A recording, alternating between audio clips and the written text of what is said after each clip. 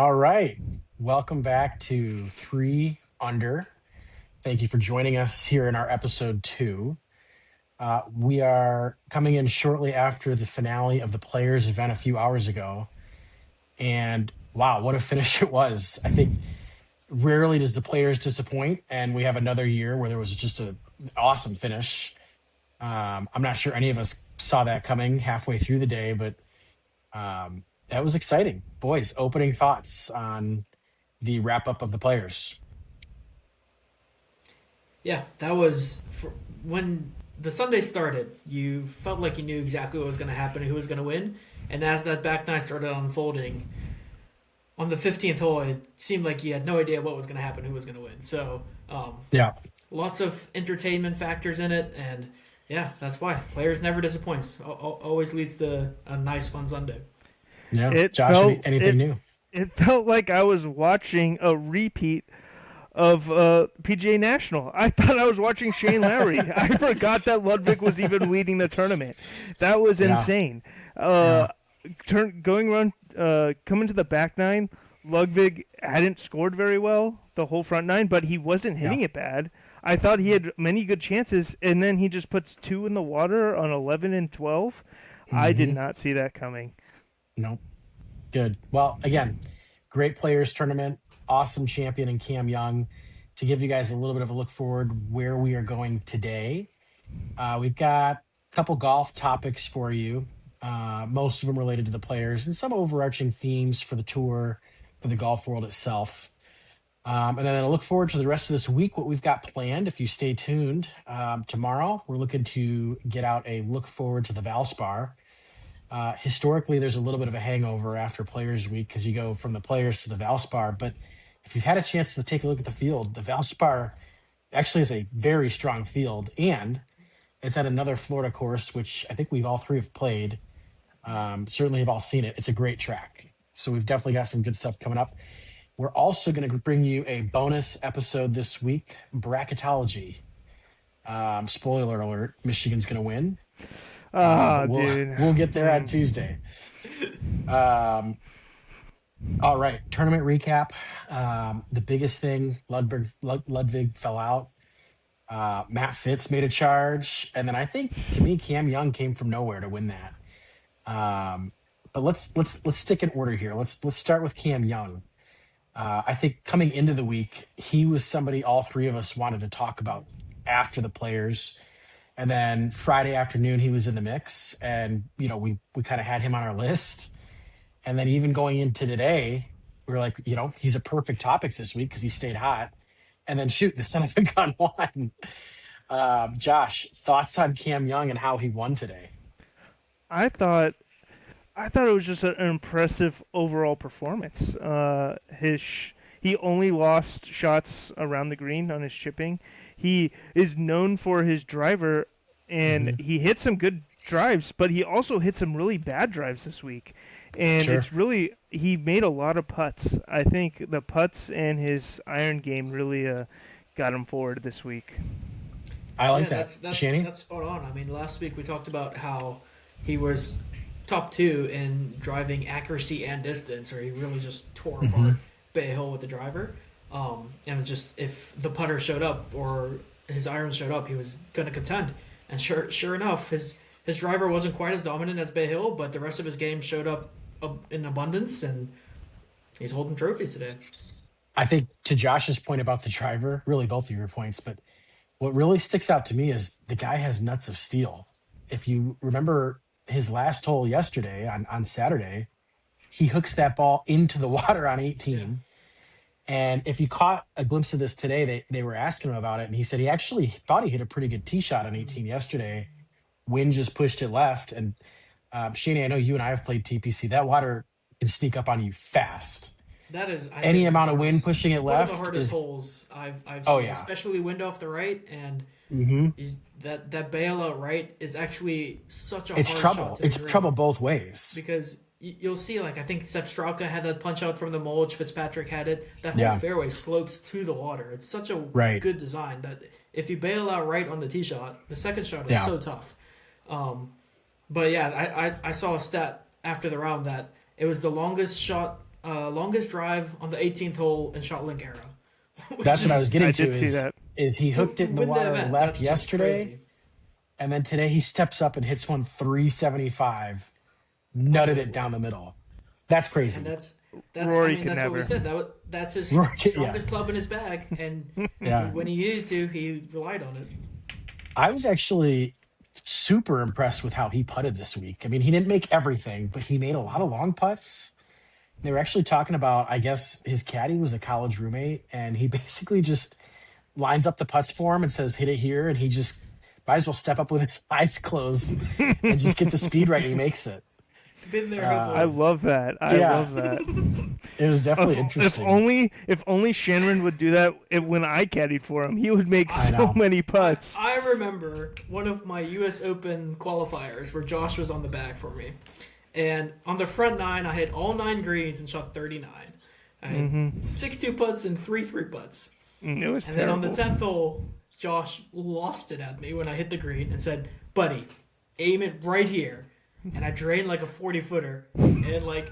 He wasn't even happy. He just looked at me. He's like, "Shut up and listen to me the rest of the round." But yeah, so I mean, Josh, you'd think he wouldn't have that much trouble with it because that was years after I did the same thing with on his bag. dude, Remember, in the Sharon? talk, It was your lowest round of all time at the time. yeah, it was the Your first time I first ever round in broke the 70 was '60s. with Julian on the bag reading my putts. So and there was another time where I was caddying for him.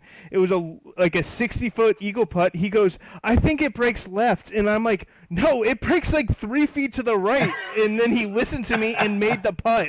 Like sometimes you just need the caddy. And Yeah. especially after we talked about Ludwig last week of not talking to his caddy very often, and then you hear something like Cam Young listens to his caddy on every read. Yeah. It was nice to hear. Eye opening.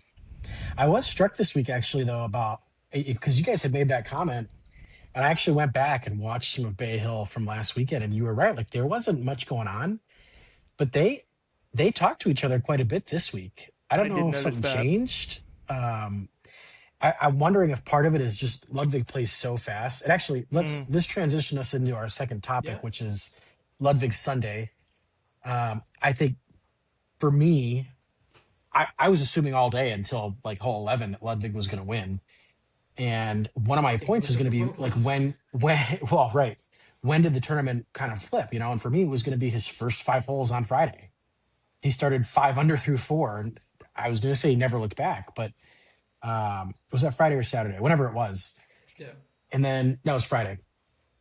And then today just gave it all up. Shannon, thoughts on Ludwig Sunday? yeah, it's kind of like you Let me said. ask it this way. Let me ask it this way. Yeah, Do you think this is going to haunt him long term, or is this something he's going to kind of bounce back from, use it as a learning experience? well, that's a good question. I mean, I think he's still young enough where he has that bounce back and like you know kind of live and learn and keep going. I think this one probably stings a little bit more because it was kind of like Josh said. It's kind of the Shane Lowry effect where Yeah. he probably feels like he had it won and just had to bring it home. Um, but yeah, I think he bounces back. I don't know if you guys saw when they did the slow mo of his drive on 11, how far off the toe Oh, he caught that thing, that was like and Xander's then chip yesterday, you just know, completely off the toe. and then he hit the next one right into the water. So like even though that drive went into the fairway, kind of had that toey He got safe away with toe. it. Yeah. That might have rattled him a bit, and then kind of lost his swing there.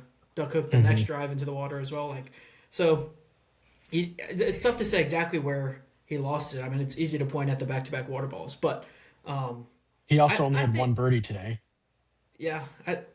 But if you think about yesterday as well, yesterday was also like he was scrambling a lot. Uh, Yeah. he started the weekend close to where he finished. I don't know exactly what he finished on the weekend, but um, yeah, it's he he he 3 under, 9 under, even, and then whatever he shot today. yeah. So kind of came out pulled away in the early 2 rounds, but then kind of had a and Yeah. had and a, that's a and struggle that's here. that's two straight weekends where Berger shot a 63, Ludwig shot a 63, got out to a big lead. Last week we saw Berger play super conservative and he lost the lead. And then today we Hmm. saw Ludwig attack like he has all week and he also lost the lead. So Yeah. that comes up with the question like, what do you do? Personally, I like Ludwig's strategy better. You keep to the game plan and you Yeah. don't change it up until hole 18. If you have a three-shot hole in 18, you turn it into a par 7.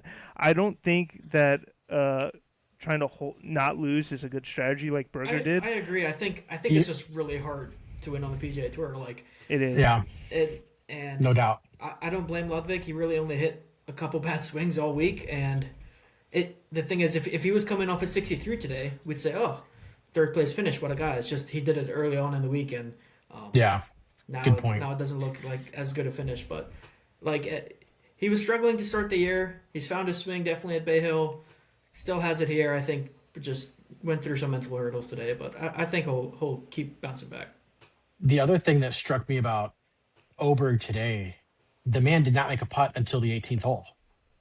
I think like by the time he got to hole 12, he had like 16 feet of putts. Mm. I mean, you're talking less than 2 feet a hole. And then if you look back at his round yesterday, yesterday he was kind of bailed out by the eagle, but he only shot one under. And the difference yesterday was he was making a lot of like par saves. Mm. And today his putter just completely left him. Everyone's going to focus on the mishits, and obviously those are a factor. But I think the bigger thing was the putter. He He had It, did. no putts until He gave 18. himself a lot of chances. He was hitting his irons pretty well. mhm. Yeah, yeah, he had chances in the early on, and then just couldn't capitalize. And I was chatting with my dad today about how Ludwig doesn't really have a nickname. Like a lot of the best players in the world, have nicknames. Like the Big Easy is the one I will point to, but you got the Golden Bear and the Shark and all those cool nicknames. And I thought, man, what would this guy's nickname be? And with with Ludwig Oberg, I thought it would be Iceberg because he's got ice in his veins. Yeah, I was Josh, ready. I was ready to pitch it here oh we in can the go ahead and meeting. cut that. Ice in his veins. oh He's no, Iceberg. But Cut it. then my dad was Cut it. joking with me and saying, "Well, he's ice cold today, Shan." So oh, he was. It was that an aged iceberg. like milk. yeah, That's funny you mentioned that because I was actually talking to my dad today watching the tournament about Ludwig's nickname, but it wasn't on the sense of like a nickname like that. It was more of like my full name's Joshua, we call me Josh, and he was like, "What would you call Ludwig? Like is there a shorter name for Ludwig? Would you call him Lud or would you call him Vig?" So that's kind of funny that we both were talking about some yeah. nicknames with our parents. Isn't his? I think his handle is Luddy, isn't it? Isn't it Luddy? Oh, Oh, that's oh good. that is nice. Bloody. I I think like that's it. it. I'm gonna go for iceberg. Yeah. To wrap up the Oberg segment here, I just want to close with the thought that I think the man is still going to be dominant for the next 20 years. You're going I to got see a him on hot Ryder take Cup for you. teams. I got a hot take. Um, I mm. think I think he's going to dethrone Scotty for number one in the world. He will be the next number one in the world. Okay. I can see that. I honestly, when I look at that man swing and hit a golf ball, he does everything well. He's so complete. Um, he's not ever been as reliant on his irons as Scotty was. So I can see it. He's just an all around man. Every week it seems like he gains strokes in all four categories. He's just the weeks that he gains a lot in one of them, then he's competing. But he doesn't really have any Yeah. weaknesses. So yeah, Yeah. Let's transition now to somebody similar to Oberg, who they were paired together today. They've got a long history of playing together. I think the commentator, he's probably, being a little facetious, but said they played hundreds of rounds together. And it may be that because I know they were playing in college and even junior golf together. But another guy we wanted to talk about coming into the weekend, Michael Thorbjornsen. Um, I didn't see how he finished today, but I saw the 8 that took him out of it. And I felt so bad for the guy because he was playing such solid golf all weekend. he finished at five Um, under for the tournament. Yeah, Five under. So he he had a made rough finish all around. he Yeah, he five made over five on the day. he made Mm. 5 birdies today, but Yeah. he I shot five saw he was over. hanging in there. I would just say, hey, the thing about him, does he rope that driver or what? Shannon, thoughts on Thor Bjornsson, a rising star? Yeah, I mean, even with obviously the little bit of a collapse today, it was his first players event, it's his debut, and coming in to such a big spot in the final group, you could think that he was probably quite nervous, and that rough, he made the wise decision too, missed the fairway on four, chipped out, and then just it was just a bad swing really that cost him four shots. Um, so it's a tough spot to be in. I think the TPC Sawgrass, it's the course will do that to you, and even with the eight today Yeah. and kind of the blow up, he still gained strokes for the week in all four categories. So still an all around Wow. game for him. Um, Okay. so yeah, I think there's definitely a bright future for him, like you said. But Yeah. He's only yeah, 24 years old. Stanford product. Another pretty good golfer came out of Stanford. Josh, any thoughts on Thor I Bjornsson? I thought I thought he was poised to hang in there all day today. It was I was kind of sad to see him have that quad on four. He was over. What was it? The waste management. He was leading with like 2 holes to go, and he hit his. I think he hit his drive in the water on 17, and I thought maybe he would learn from that. And but he is still young, so many learning opportunities for him to Yeah. step up. I think he once he gets over the hill once, you're not going to see him flounder on Sunday anymore. It's just going to be kind of that thing where it's like running a 4 minute mile. Like when you know you can do it more often. When you break par, you know you can start doing it more often. I think once you see him win, I hope sooner rather than later. That's going to be pretty typical, a couple times a year. kind of on that there, Jules. How do you think that relates back to Cam Young for a second? Because if Mm, like his rookie great year in segment. career, where Yeah. he had all those runner up finishes, like Uh huh. even I think the Open he came runner up, and now Hmm. he's finally coming over the hump for his second win, but on the biggest stage it's been in. Dude, the thing for me for Cam Young is you look at how he played down the stretch, the birdie on 17 and then the tee shot on 18. We talked about this last week. You know, the finishing holes at TPC Sawgrass. I actually was thinking about this all week because I'm thinking, you know, if there's another venue, I would take the finishing holes. I don't know if there's a course I think has a better finishing three holes. And for him to hit the shots he hit today, and actually looking back at how he played at the Ryder Cup, he had all the pressure in the world on him at the Ryder Cup because he was the hometown guy. The expectation was that, hey, you were a captain's pick. Show us why we picked you. And he definitely not only lived up to that, but was, if you ask me, he was really the only reason we had any semblance of a chance on Sunday. I guess if I had to sum it up, to me, it's like, okay, watching Cam Young today and the last year, it took him a while to get over the hill, but at this point, I know he can hit any shot on any stage and come through. To I have no piggy doubt we're going to see him win a major in the next couple of years, probably this year, if I had to guess. He's so hot right now. to piggyback off on that, I saw interview with Matt Fitzpatrick after the round, and they were talking about how he was kind of getting heckled down the stretch because everybody was cheering for Cam Young.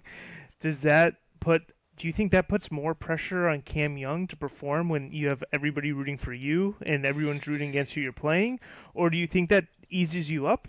Like, what's your Yeah, guys' thoughts on that? I think it's probably a little bit of both, Josh. I think if it were me, you got to remember, right? These guys are like ultimate competitors.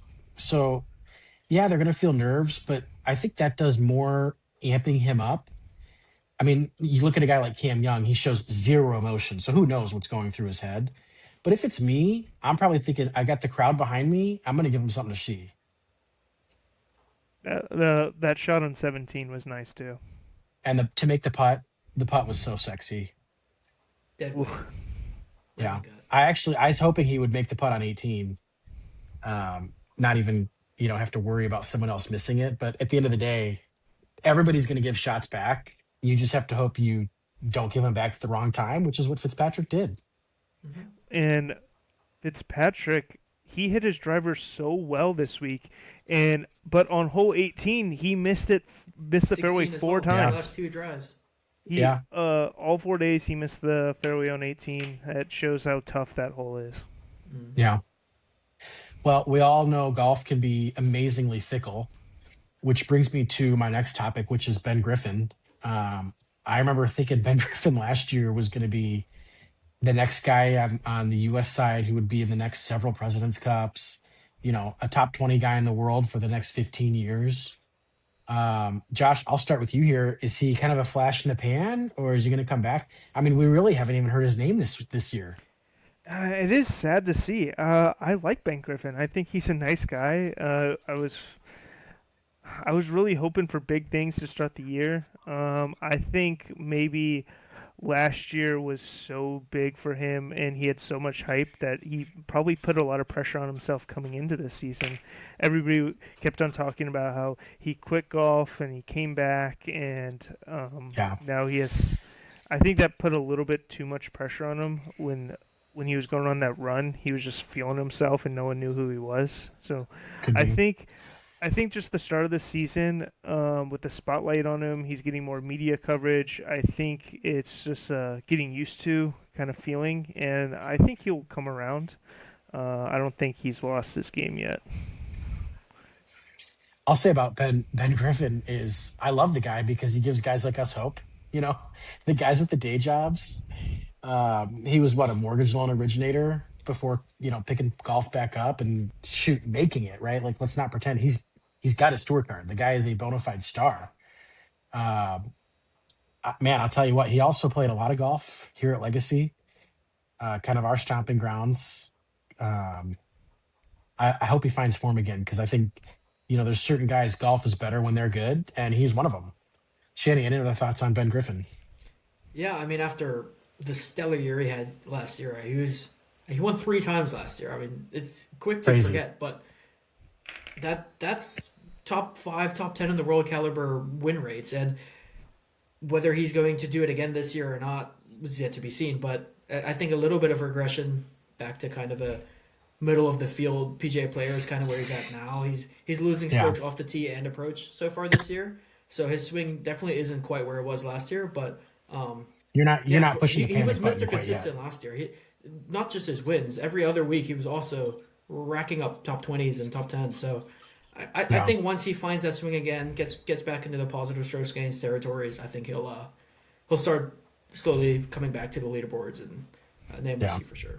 So you're not pushing the panic button quite yet. No, I'm not pushing the panic button. I'm pushing the hold button. You hold and see. Okay. We'll see what happens. Well said. Transitioning to our next player now, and I think this is one that probably everybody's waiting for, but world number one, Scotty Scheffler. Um, I think we got so used to seeing him win at least every big event he was in, but certainly be contending every week. It's odd for us to see him being. I mean, you saw him on TV a couple times today when he teed off, but by the time the leaders teed off, they weren't showing him. He's so far back. He's got no Mm-mm. chance to win. They were showing him, and that was actually kind of making me mad because they were showing him, and he was so far off the lead. Like, Yeah. come on, get this man off our Well, they're screen. still I going to don't show care. him, but it wasn't every shot. But I don't care if he made a par. Like sometimes they would show him make a par, and I'm like, okay, like Yeah. whoop-de-doo, he's 10 But you know shots what? back. They do the same thing with Tiger. I mean, even if he plays Augusta, you watch. It's going to be the same thing. If he makes the weekend, you're still going to see every shot. Yeah, but I want to watch Um, Tiger. well, media coverage aside, what Shannon? How about let's start with you on this one. What is the difference in his game this year versus last year? Why is he not competing? It is definitely his iron game. I mean, what we saw Mm, last year was bringing up Tiger Woods. I mean, that was the only fair comparison to Scotty Scheffler the last 3 years, because he was just killing people with consistent approach game, and he just doesn't have that this year. He's not bad. He's still a positive approach player. He's still middle of the pack for a PGA field, but he's not the 3-1 heavy betting favorite that just is either first, second, or third every week he plays. Because to get that, he needs his irons to be like top tier level Tiger Woods level stuff, and that's just not what it's been so far. Now, does that mean he's done for the year? Absolutely not. The Scotty Scheffler, I'm sure he's working on the range and will probably has full eyes now after the players on Augusta, so he can Well, flick it anytime he wants. But you yeah, he was practicing after the round in the rain. I saw on Thursday. So, mhm. world number one in the rain, The man's work practicing at ethic. like that does show a lot. So let me ask you this, Shannon. You mentioned the irons, but another thing that stuck out to me is the driver. He's not hitting fairways, and especially around TPC, if you're not hitting fairways, you're not going to be hitting greens. Do you think that part of the oh nice? Do you think that part of the issue with Scotty's irons is that the driver's just not starting them, in the fairway like it has in the last couple of years? Yeah, I think the full swing in general, as you can see here, based on his off the tee and approach, is both below his baseline of the last 3 years average. But the approach Hmm. is just definitely where most of that strokes lost is coming relative to his former self. He's actually Sure. chipping it better and putting it way better than he has in the past. So once that approach game finds any semblance of life, and if he keeps chipping and putting as well as he is now, and like I'm talking top echelon of the tour, his putter used to be the thing that cost him wins every week, missing Yeah. 3 4 footers like a couple years ago. Otherwise, he would have won every week. If the irons come back and he keeps putting it like this, I think he is in a danger to win every week again. But Yeah. yeah, And for just real the quick too, for those of you listening and not watching, the biggest Shanny's got a graphic up right now, and the biggest takeaway is his average 3 year previous average strokes gained approach was almost 1.5. And so far in 2026, it's point 0.3. So you're talking well over a stroke lost approach so far in 2026. yeah, relative to his last 3 years. So that's definitely where. And I mean, this isn't a shock to him. I'm sure he knows this. He knows these numbers, and Good he's point. out there grinding to fix it. And I don't doubt that he will. It's just, what I see from Scotty It this could be year the same is thing as it's a little bit of a reversion to the mean, maybe. I mean, he had a heck of a 3 years with his irons. You're almost yeah, watching him tournament after tournament thinking the man is a robot. Like this is not normal. for sure. And I think he's probably gonna shake the rust off, fix his iron swing, and win a tournament by 10. But until then, it's cause for concern. Well, let me I ask you guys two things. Go ahead, Josh. I've got two questions about Scotty, but give me no, your go ahead, thoughts go ahead, first. go ahead. I'll pose it this way. A, do you think he wins this year? I was Any tournament, doesn't need to be a major, just any tournament. But then B, and maybe B is dependent on A, but do you think he loses the number one ranking in the world this season? Josh, you go I first. right before you posed those two questions, I was going to make. I wouldn't even say it's a bold uh, claim because Scotty Scheffler is number one in the world. I still think he wins at Augusta. Augusta, Wow. I Okay. think, as the graphic shows, it does show approach, and he is a little bit down off the tee, but definitely this week his driver was, I think, the problem of. I think his driver was the cause of his approach Yeah, game not being on point. I And agree with that.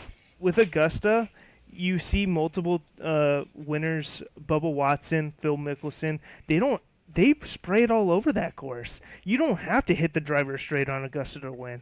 And I Good think point. Augusta is a good place where Scotty's going to come back and show who is boss. I wouldn't even be surprised if he wins by 5. I think he has some fire in his stomach, and I think once if he hasn't won coming up to the Masters, I think there's a good chance he could run away with that. But that's just right now. It could So change. you think he wins this year, and you think he keeps number one the whole year? Yeah, I don't think. Well, if I you would think have to he's go winning the Masters, how many majors slash events do you think he's winning this year? just the Masters. That just the one. Okay. We'll see if he the reassesses that after the I Masters. I think I don't think there's a chance that he loses number one just for the fact that last time I looked at the World Golf rankings, I think it goes off a 2 year model, It's a 2 year. Yeah. and he was like double Rory at number two in points. So like I think he would have to just like crumble and Rory would have to play good, and I don't see either of those things happening. Shannon. Yeah, I would say same as Josh there. I think he has such a big lead in the ogre rankings that I don't see him losing number one this season. Like I said earlier, my bold prediction is I don't think Rory um, is going to surpass him. I think it's going to be Ludwig that comes up and takes number one from him eventually, probably a few years down the line, based on the current lead he has. But I think he definitely wins an event this year.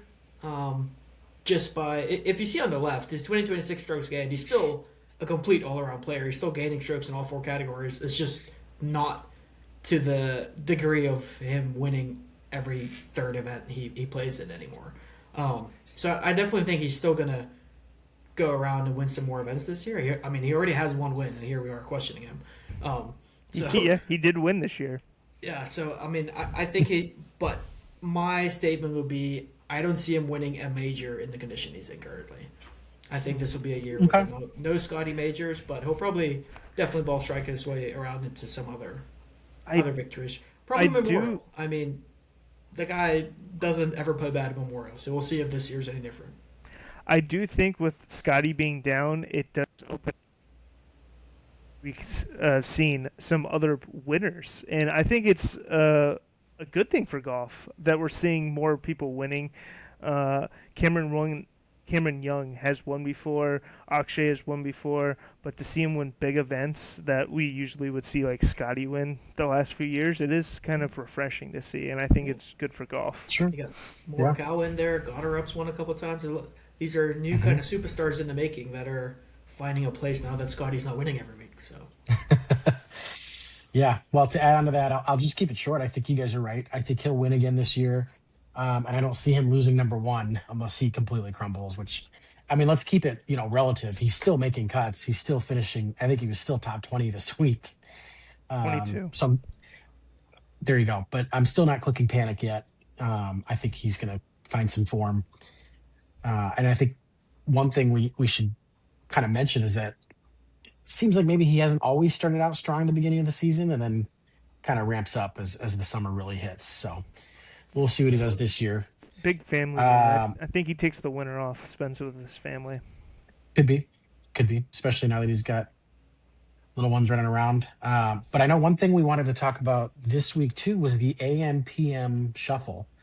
I think coming into the week, we only wanted to look at guys teeing off Thursday morning, thinking they'd have the big advantage because I know they have certainly did last week at Bay Hill, and it seems like it goes that way often. But that's not what we saw this week. Josh, thoughts on that? It was frustrating because I was so high on the AM PM wave, and then everybody was high on it. So then I was like, Hmm. ugh, should I be high on it? And I kind of rode the wave, and it got soft for those guys in the afternoon on Thursday. Yep. And it was supposed to be pretty windy Friday morning, and then the wind disappeared on Friday morning. So it was. It Luck of the ended up draw. being it ended up being pretty good for those PM guys on Thursday, which was disappointing. Shanny, do you see that as being? Let me phrase it this way. Actually, do you see the AM PM continuing to be a trend, and this week was a fluke, or have we just kind of built that up in our heads? yeah, this week was when you're picking players for DraftKings or your bets or your one and dones or however you like to enjoy fantasy golf, right? You always look at the weather and you try to see which wave is going to get an advantage. And this week, like Josh was saying, everybody was on the AM wave, and then it turned out that the Thursday PM group had 2 shot less scoring average of 144 versus 146. So everybody that was picking the AM group got hit in the dust. So I think, like you said, Julian, there a lot of times the Thursday morning groups, especially here at the Players, we talked about it last week on the podcast. Like I think it was 14 of 17 winners came out of the morning group or something. Josh, I think you mentioned Yep. it last week, but now Cam Young came out of the PM group. You had the easier draw this time. The one person I will bring out here though is Ludwig, which was going to be one of my talking points that I was thinking of while he was running away with this, and then he bottled it. But he had the bad draw at Arnold Palmer and almost won that. He had the bad draw again with the AM here. Arguably should have won it. Should have won it. So the guy is really playing some great golf, getting bad draws. If he was on the good side of the tee time draw the last 2 weeks, there's a chance he could have won both of these. And we're talking about how he's the next GOAT winning every signature event he looks at. So Um, yeah, it's there's a lot of what ifs in golf and a lot of luck that's involved with winning events, but it's tough to The predict. one Yeah. the one what if that I pose to you guys is if Morikawa didn't tweak his back, he probably would have won by 5 shots. He's been playing so good. I don't think he would have lost if the Yeah. roles were reversed. I think Morikawa would Well, have held on to the lead. I'm just that's a good saying. transition to our picks from last week. Shanny, do you have that graphic handy? Show how we fared, or rather, I how don't think we poorly need we to. fared. I don't think we need to look at Let's those. just show the people. Pull that up real quick, Shanny. I got it. Yeah. Mm. Yeah. So there's a lot of red right there. I do see some green for Shanny and Julian.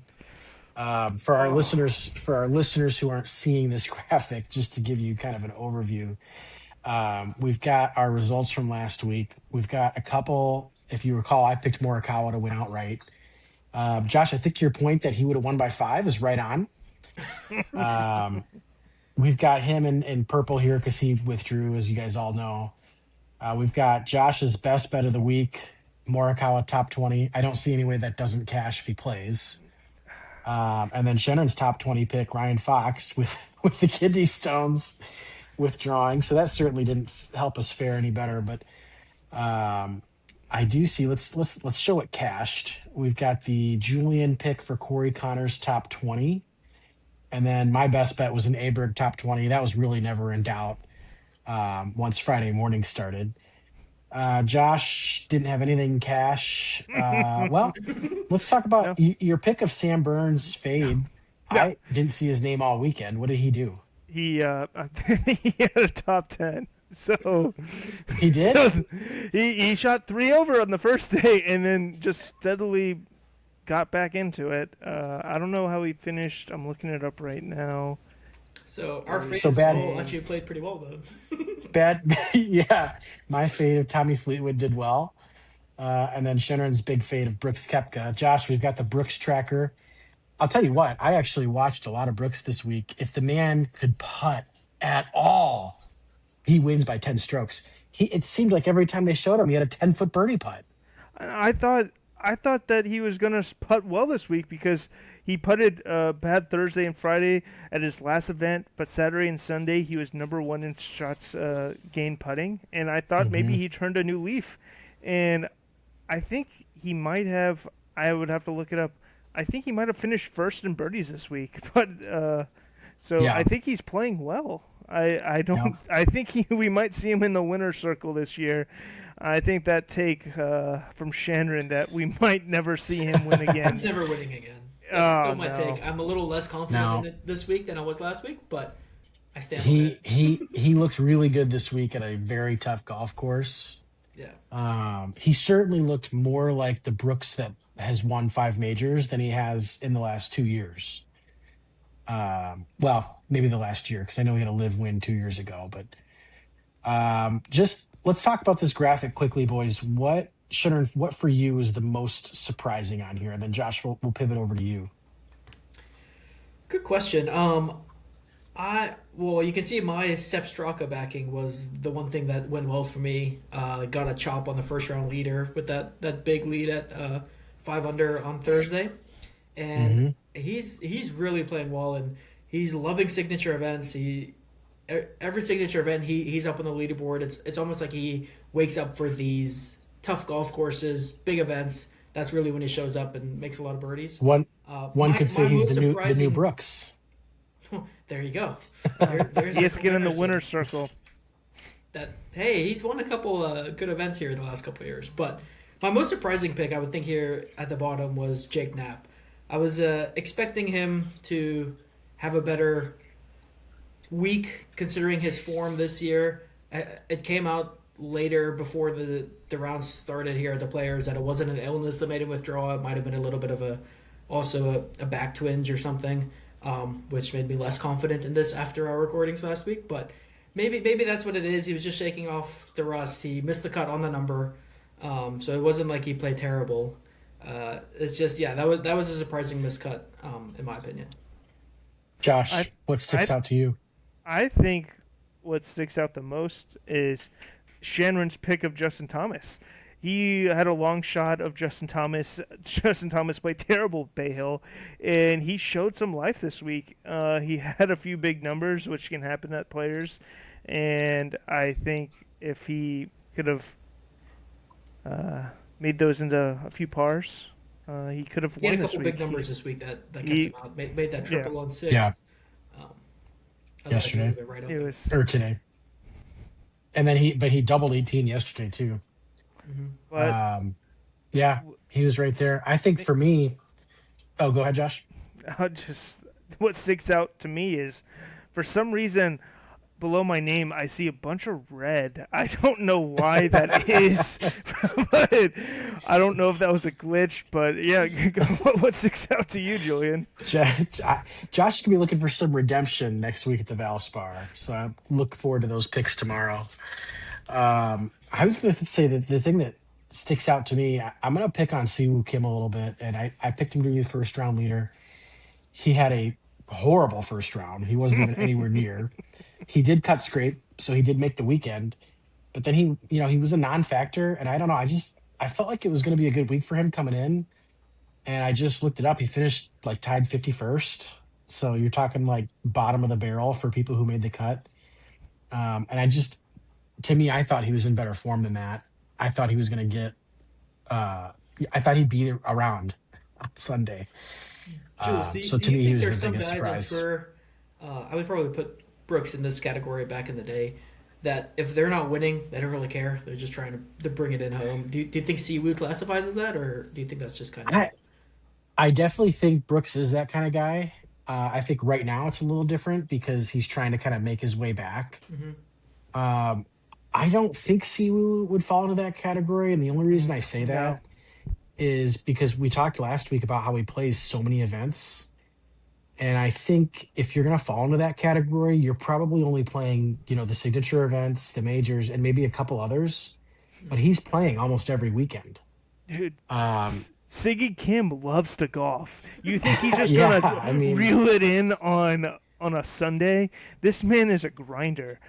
yeah, Like, I can't I even think it was just a believe that you bad put that week. in the ether out there. This man loves golf. I wouldn't be surprised if he's 52 for 52 and starts this year. Yeah, Like, yeah. oh man, One other thing I think we want to bring up here, Shannon, you mentioned it just now with Jake Knapp, but you could take this graphic off. But one of the things that's kind of floating around in the golf world is all these back injuries.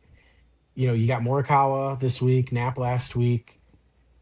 Right. Well, I guess Fox was something different, but basically, what people are postulating is that you're seeing some of the TGL wear and tear on these guys' bodies. I think we all probably agree on this one. Josh, I'll start with you, but what are your thoughts on people saying that TGL is bad for their bodies and causing these back injuries?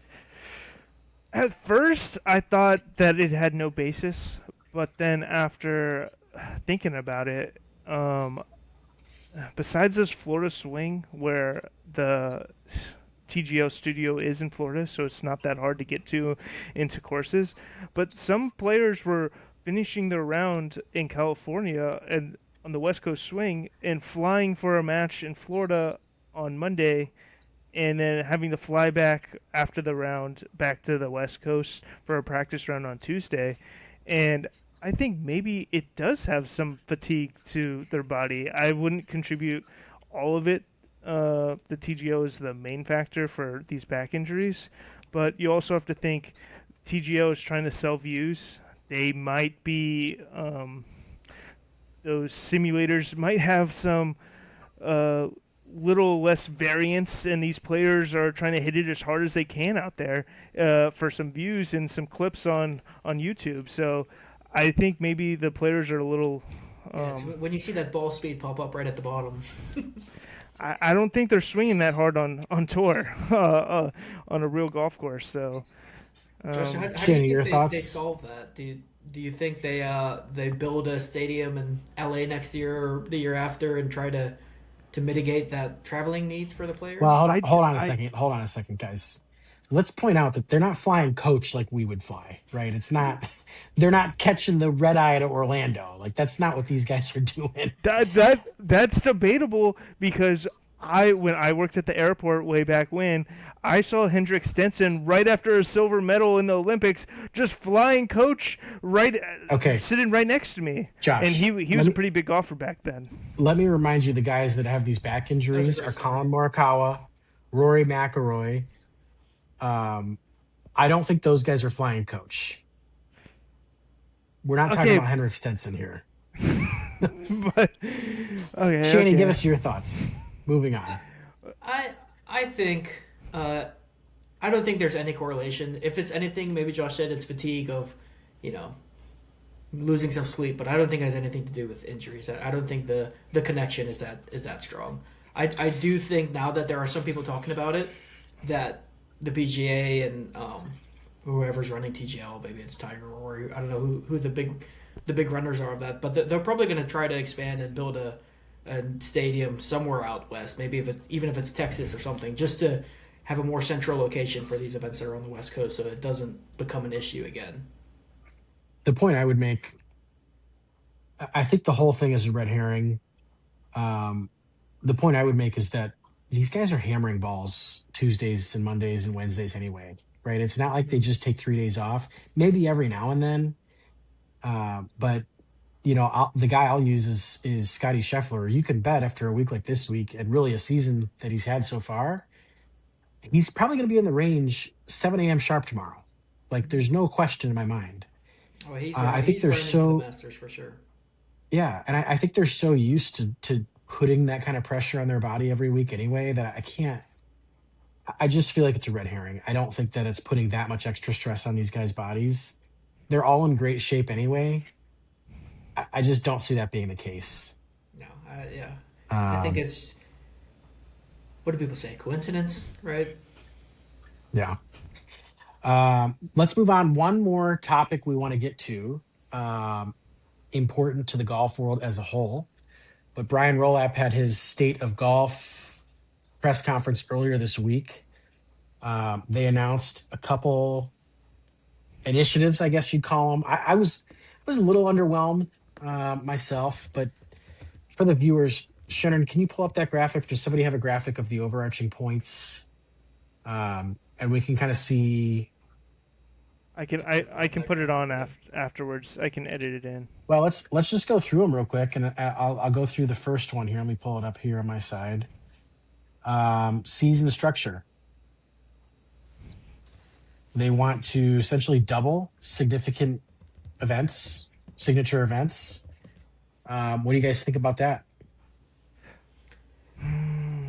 Yeah, Uh, the new plan that he laid out is interesting. It sounded like they see the draw that signature events are getting now, and how everybody is waking up, and even fans are more pumped for signature events. Um, and I think that's what they're trying to expand on. But I just hope that they find a way to make that not minimize the value of the existing signature events. Um, I think with the signature events, I thought the signature events were a good idea when they first came up because when they first brought the players back to March for the Florida Swing, we saw a lot of players not playing Bay Hill. None of the big players Yeah, were playing Bay Hill anymore. And as Orlando natives, I was excited to see all the big names come back to Bay Hill. And I think a good rotation to have the big names go to all the courses is good for the sport because if I was if I live somewhere and I have a PGA event and it happened to be a no-name event and nobody came every year, that would kind of be sad. So I hope more yeah. big names rotate to all these events. Well, to that point, one of the other things Rolap talked about was for the signature events was expanding the field to 120 names instead of the same. Is it 70 now? I think, right? Yeah, that's a Um, great change. Everybody loves cuts. I I agree. mean, these no cut events are ridiculous. So And let's not forget, like, the guys that are 70 to 120 in the rankings are guys that can win any given weekend. You know, Absolutely. we're not talking about adding your average weekend warrior. No. I mean, shoot, we'd probably have to pull up the rankings right now, but I bet you the guys that are 70 to 80 are guys who have been really relevant, guys we'd all recognize. Hmm. And it's kind Yeah, of criminal they aren't even there to begin with. even this week, like after the late withdrawals, David Ford came into the field, and I was texting you guys about that on Thursday morning. I was like, David Ford would have been a great pick this week. I think he had it. I mean, it didn't really shape up. It was whenever you're an alternate, you Missed the get it. cut on the Well, I number. think it's much tougher to actually perform.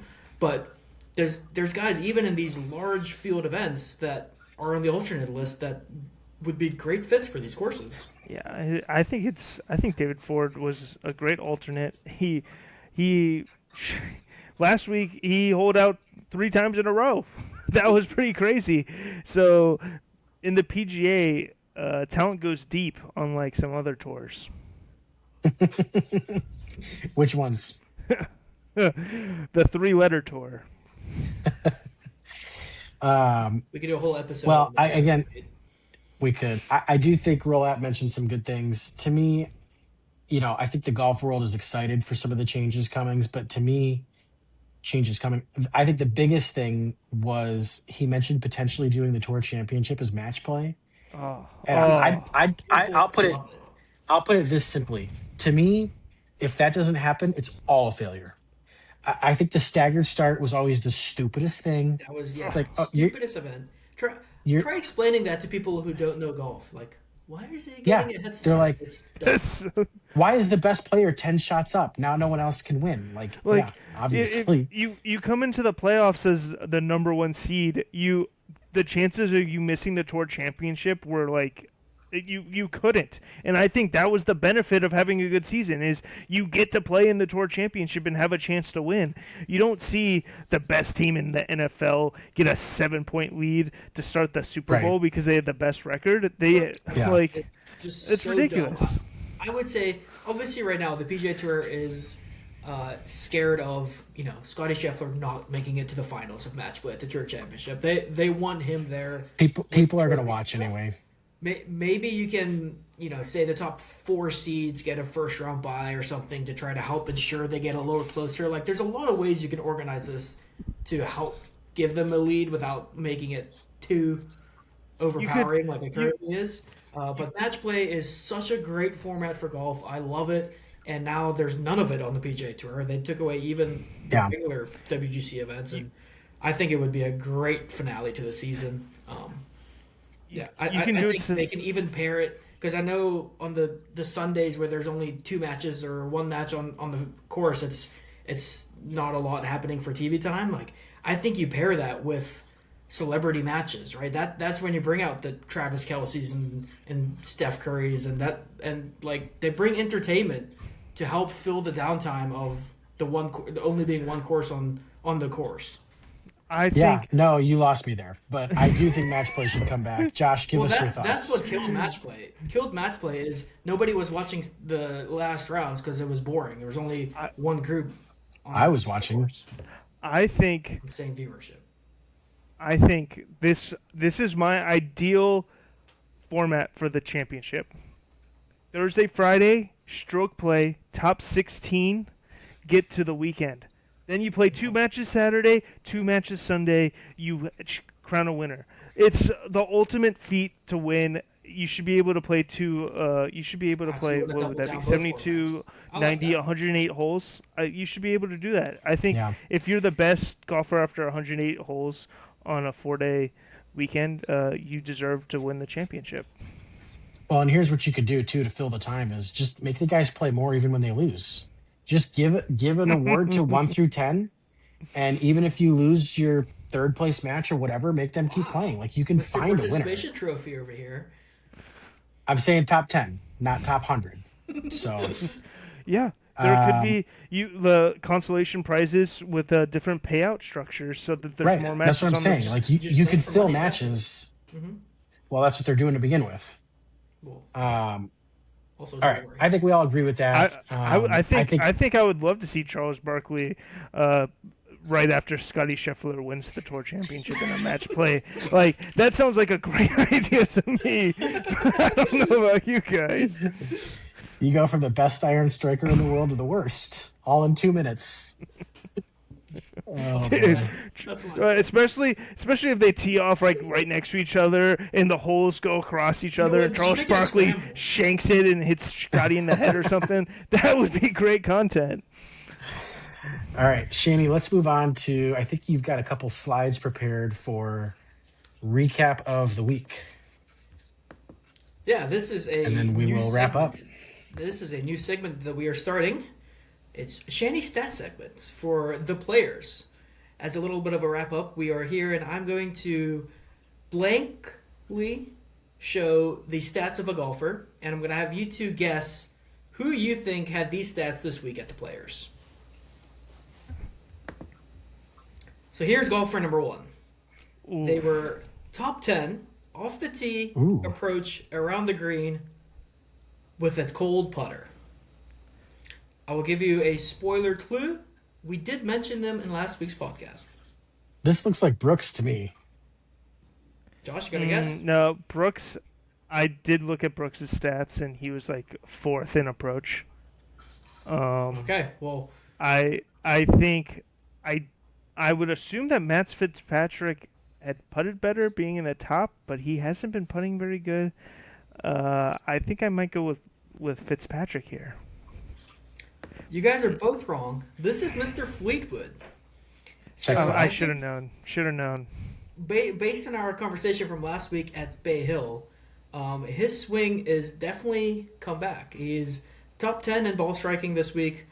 The putter is still cold, though. Terrible. And I don't know if you think we're going to find the putter anytime soon, but his swing's there. His swing's not the Get him reason off he's my not competing.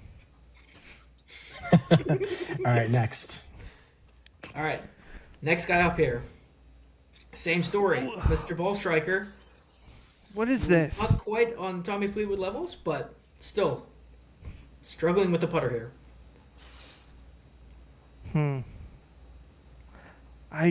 Another Can we have a hint?